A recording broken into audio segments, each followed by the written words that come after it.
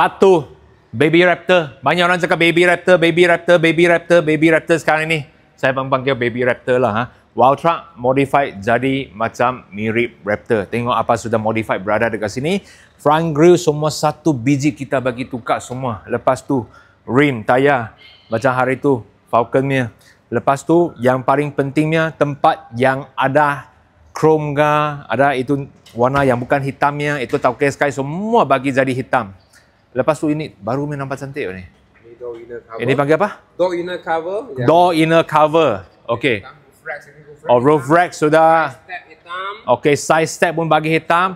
Belakangnya sport bar pun bagi hitam. Lepas tu ini arch sudah tambah. Belakang kita tengok. Yang ni tutup lah, tambah bagi tengok ni. Boleh bagi tutup lah. Buka lah. Bagi iklan sikit lah. Lepas tu yang paling hebat sekali kan, ini orang itu Ford punya logo dia bagi hitam juga. Semua bagi hitam. Semua sudah done. Okey. Ada orang tanya harga juga kalau buat macam tu agak-agak berapa. Tauke Sky boleh cakap sikit harga agak-agak berapa kalau buat macam tu. Harga adik-beradik. Tengok banyak silakan macam ni orang masa tanya dia harga dia tak mau cakapnya. Kalau mau Roger saya lah bagi harga adik-beradik. Untuk sesiapa ada minat nak masa keluar kereta ataupun sudah keluar kereta nak ingin bagi buat macam tu punya, boleh Roger sama saya phone. Lepas tu yang ni front grille dia bagi 3 lampu punya. Warna